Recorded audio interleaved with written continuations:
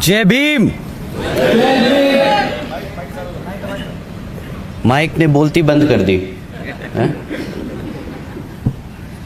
जय भीम।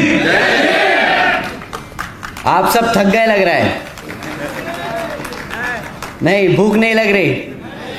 अरे आप इतनी दूर से चल के आए हैं, आपकी इस मेहनत को कि आप इतनी दूर से चल के आए, इतनी देर से आप हमारा इंतज़ार कर रहे हैं, इतनी शांति से आप हमें सुन रहे हैं, तो इसके लिए मैं एक बार मंच से कहूँगा कि ज़ोरदार तालियां हमारी ऑडियंस के लिए।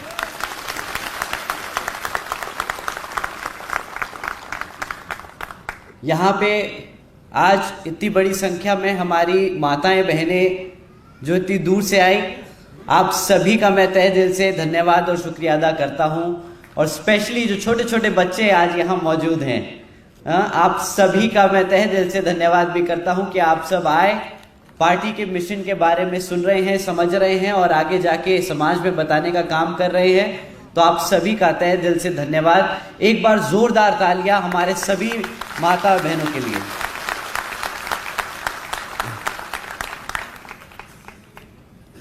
आज पहली बार मीटिंग में, कार्यकर्ता सम्मेलन में मैंने इतने छोटे छोटे बच्चे मीटिंग में आते हुए देखे। तो बहुत अच्छा लगा कि हमारे आने वाली पीढ़ी किस तरीके से बढ़ रही है।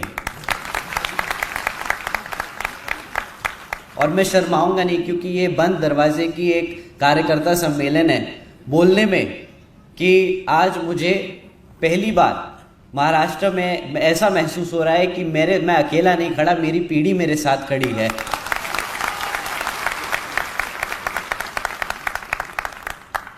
साथ ही आज यहाँ इतनी बड़ी संख्या में हमारे युवा साथी और बुजुर्ग सभी इतनी बड़ी संख्या में यहाँ मौजूद हैं, इतनी देर से इतनी पेशेंटली हमें सबको सुन रहे हैं। तो एक बार जोरदार तालियां हमारे सभी युवा और बुजुर्ग साथियों के लिए।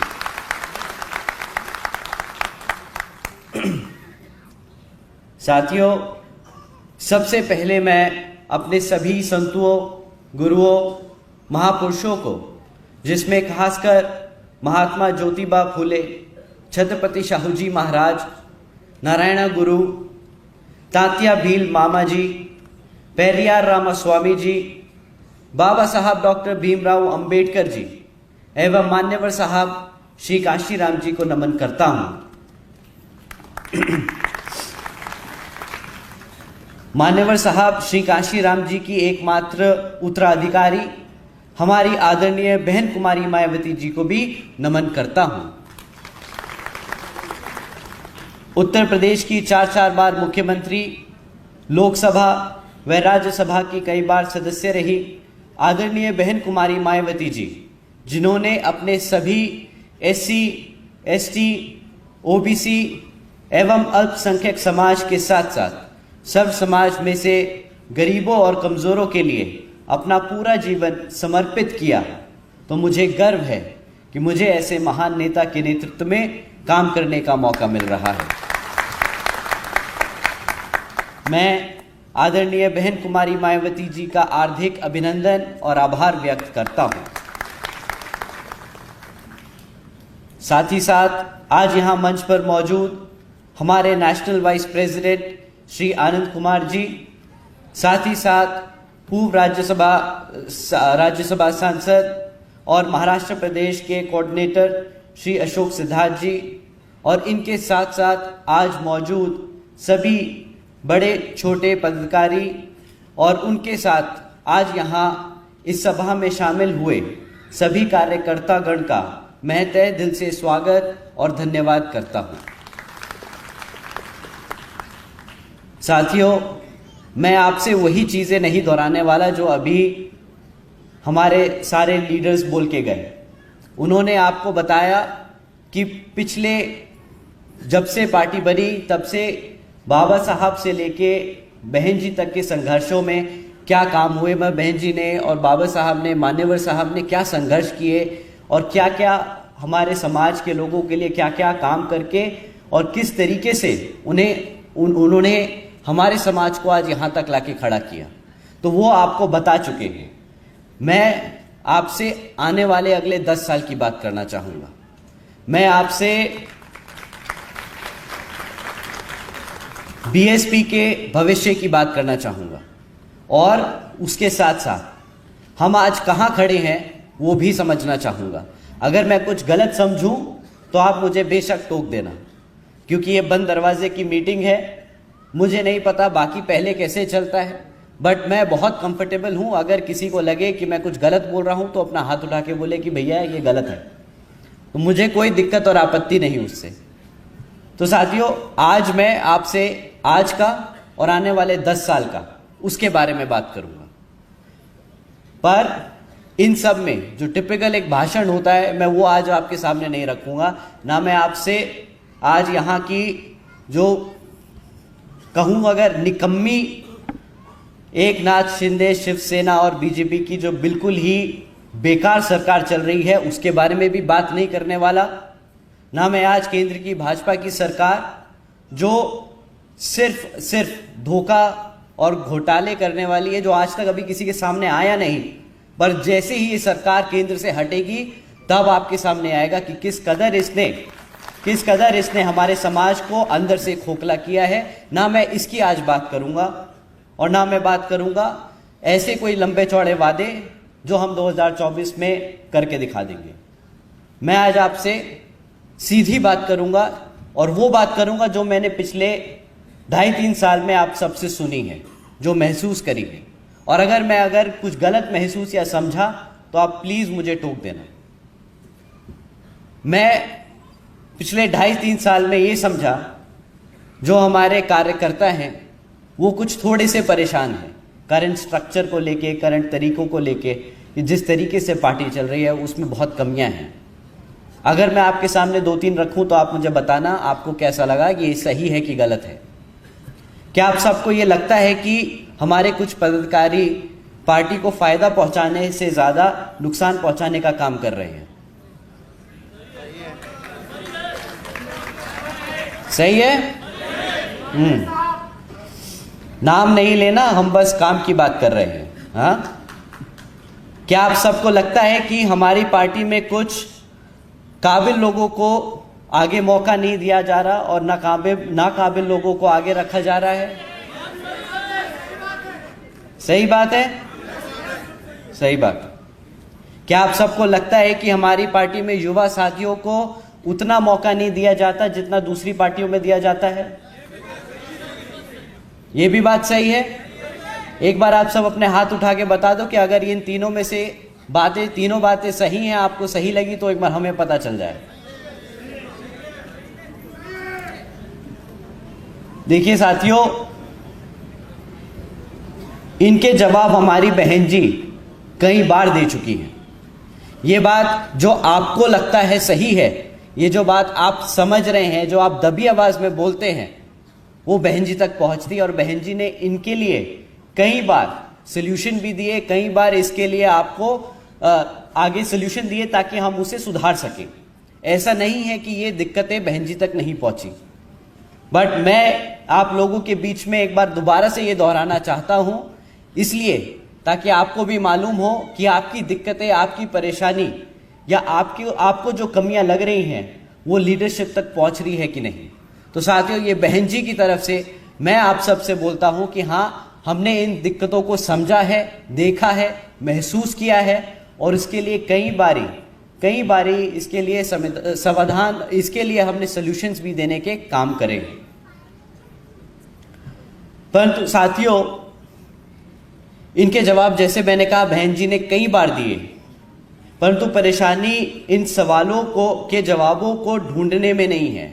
बहन जी ने इन सवालों के जवाब कई बार दिए, बल्कि हमें परेशानी इन सवाल के जो जवाब हमें मिले उनको जमीनी स्तर पर इंप्लीमेंट करने में आती है। क्या आप ये मानते हैं कि बहन जी ने अगर आप लोगों की परेशानी समझी और उसका सल्यूशन दिया तो शायद हम उसको इंप्लीमेंटेशन में कहीं छोड़ गए? क्योंकि अगर आपकी बात उन तक पहुंची है तो उन्होंने भी समझा कि अपने कार्यकर्ता की अगर दिक्कतें हम सॉल्व नहीं करेंगे तो पार्टी आगे नहीं बढ़ेगी। पार्टी कार्यकर्ता से बनती है और कार्यकर्ता चलता है तो पार्टी चलती है। ये बहन जी और हम सब मंच पे जो मौजूद हैं सब बखूबी समझते हैं। तो शायद सॉल्यूशन देने में दिक्कत नहीं, सोल्यूशन को इम्प्लीमेंट करने में कुछ कमियां रह गई हैं। मैंने कई बार सुना है हमारे साथियों से कि फलाना फलाना पार्टी में तो बहुत तेजी से काम हो रहा है, ज़मीनी स्तर पे काम हो रहा है। मैंने अपने साथियों से सुना है कि भाई फलाना फलाना पार्टी में तो यूथ विंग है, उस पार्टी में तो सोशल मीडिया विंग है। पर साथियों, मैंने ये कई बार सोचा कि यार ये तो बात सही कह रहे हैं हमारे लोग कि यार दूसरी पार्टियों में यूथ विंग होता है, पर बहन जी ने इसका क्या सोल्यूशन दिया और हमने उसका क्या इंप्लीमेंटेशन किया। दूसरी पार्टियां यूथ विंग बना के उसे रीजनल स्तर पे छोड़ देती है, कॉलेज के लेवल पे छोड़ देती है, लोकल बॉडीज तक छोड़ देती है। बट बहन जी ने क्या किया कि यूथ को सीधा राष्ट्रीय स्तर पे लाके खड़ा कर दिया। बहन जी ने क्या करा, सब यूथ को ऊपर से लेके नीचे तक पार्टी के हर पदाधिकारी के हर लेवल पे 50% यूथ को रिजर्वेशन दिया। बहन जी ने वो काम किया एक कदम आगे बढ़ के जो दूसरी पार्टियां पीछे रह गई। पर दिक्कत कहां आई, हम आज तक, और मैं ये बड़ा खुल के बोल रहा हूं, बुरा मत मानिएगा, हम आज तक वो सारे पद कभी सही तरीके से पूरे नहीं भर पाए। ना ही हम उन पे हमारे 50% युवा साथियों को लगा पाए, ना ही हम उस पे अपने काबिल कार्यकर्ताओं को लगा पाए। ये हमारी इम्प्लीमेंटेशन में कमी रही। पर इसका मतलब ये नहीं कि हमारे पास सोल्यूशन नहीं है। साथियों, फिर दूसरी बात आई कि भाई दूसरी पार्टियों में तो सोशल मीडिया विंग है। मुझसे बोला कि भैया आप सोशल मीडिया विंग क्यों नहीं चलाते, आप क्यों नहीं सोशल मीडिया पे नैरेटिव कंट्रोल करते, क्यों आप हमारे लोगों की बात आगे नहीं रख पाते, कि लोगों की तो हवा बन जाती है सोशल मीडिया पे, हमारे लोग गुमराह हो जाते हैं। मैंने ये बात भी समझने की कोशिश करी और ये बात सही है कि हमारा सोशल मीडिया विंग थोड़ा सा कमज़ोर है। परंतु इसमें एक दिक्कत है, जब मैंने दूसरी पार्टियों की सोशल मीडिया देखी तो उस पे जो लोग सोशल मीडिया पे अपने पार्टी के बारे में बताते हैं वो कभी भी नेगेटिव बात नहीं करते, कभी भी बुराई नहीं करते, कभी भी अपनी कमियां आगे नहीं रखते। हम में एक कमी है, मैं ये बड़ा खुल के बोलता हूं, हम में एक कमी है कि जब भी हमें कोई तकलीफ होती है, जब भी हमारे कार्यकर्ता को कोई तकलीफ या दिक्कत होती है, तो वो बेचारा सबसे पहले मासूमियत में ही सही, नादानी में ही सही, सबसे पहले सोशल मीडिया पे जाके अपनी दिक्कत बताता है। शायद वो गलत है, पूछिए क्यों। जब आप अपनी कमी ऐसे ओपन में डालते हैं, भाई जब आप अपने घर की दिक्कत बाहर समाज में ऐसे डालते हैं तो लोग उसका गलत फायदा उठाते हैं। उससे क्या लगता है कि भाई हम कमजोर हैं, सामने वाला दुश्मन हमें समझता है कि हम कमजोर हैं, हमारे यहाँ तो झगड़े बहुत हैं, हमारे यहाँ लड़ाइयाँ गलतफहमियाँ बहुत हैं। उससे वो उस चीज़ का गलत फायदा उठाते हैं और वो उसको हमारे खिलाफ इस्तेमाल करते हैं, उसको और नेगेटिव बनाते हैं और बोलते हैं कि भाई ये तो पार्टी खत्म हो गई, ये तो लोग आपस में ही बिखर गए, ये कैसे आगे बढ़ेंगे, आपका नेक्स्ट बेस्ट ऑप्शन बीएसपी नहीं फलाना दूसरी पार्टी है।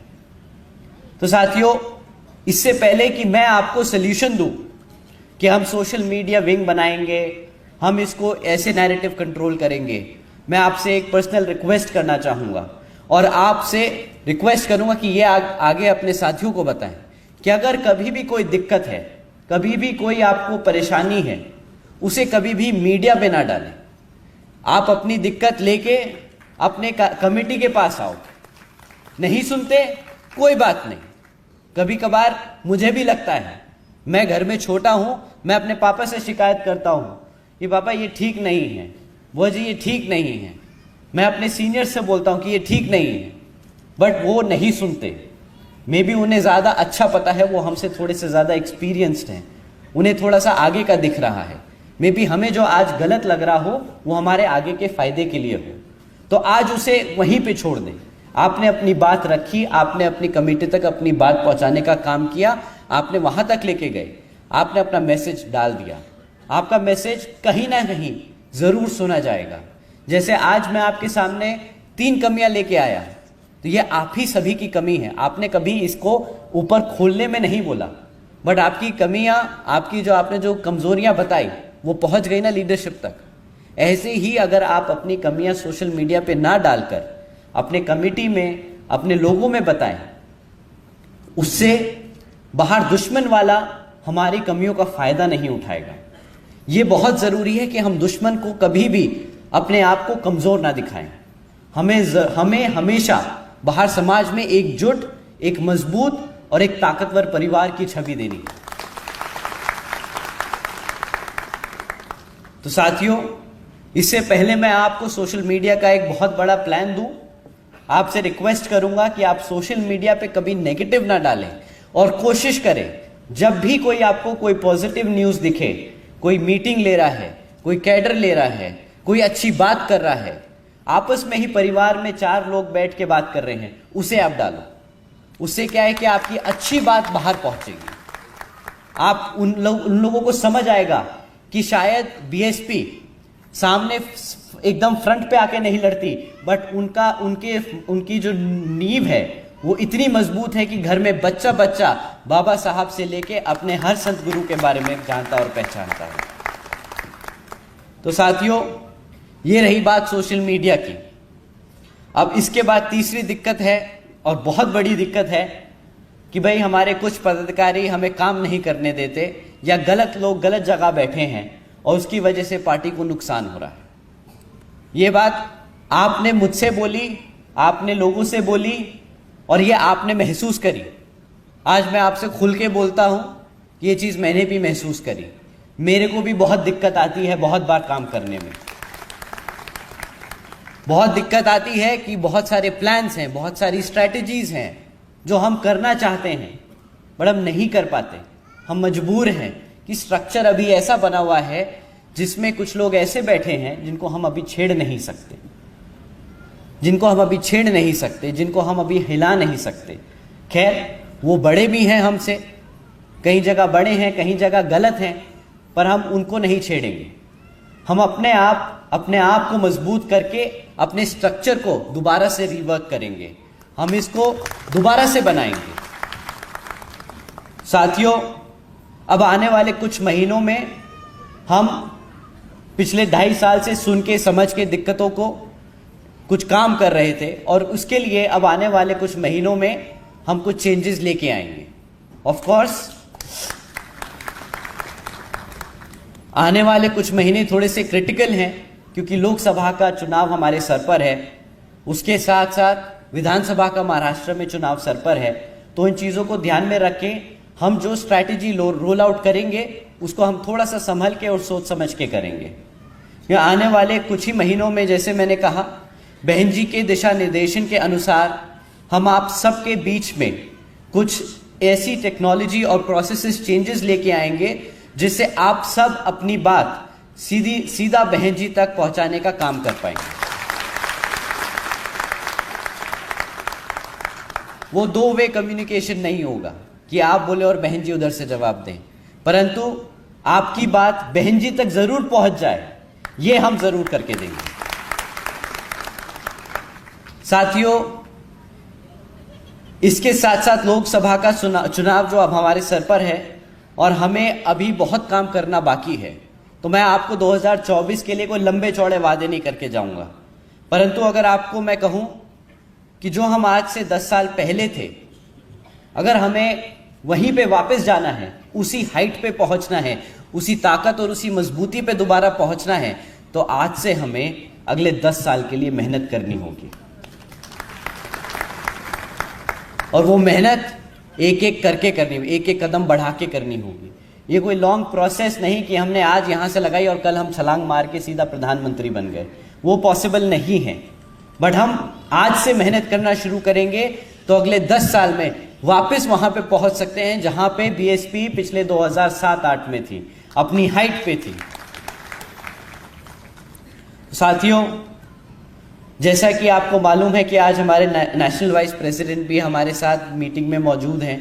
मैं और ज़्यादा समय ज़ाया नहीं करूंगा, मैंने अपनी बात समक्ष में इतनी ही रखनी चाहिए, आप लोगों की समझनी चाहिए और आपको बताना चाहा कि आगे क्या है अगले 10 सालों में हमें किस तरीके से आगे बढ़ना है, क्या आपकी दिक्कतें हैं हमने समझी और हम उसका सल्यूशन निकालने में काम कर रहे हैं। धीरे धीरे हम आगे बढ़ेंगे और इस चीज़ को, पार्टी को दोबारा से वहाँ लेके जाएंगे जहाँ पे हम एक बारी बहुत मजबूती से खड़ा हुआ करते थे।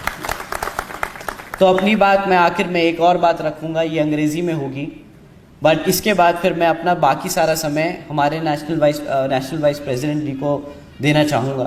तो साथियों, so dear comrades, I believe for us to be the next generation of India, I believe BSP has the opportunity today that it hasn't had in the last decade.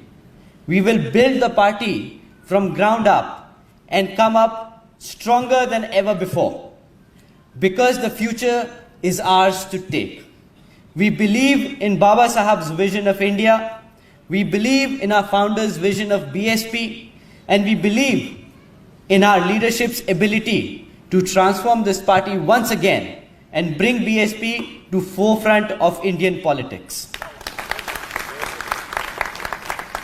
साथियों, अपनी ये बात यही खत्म करते हुए आप सबका तहे दिल से एक बार दोबारा से धन्यवाद करते हुए, जय भीम, जय भारत।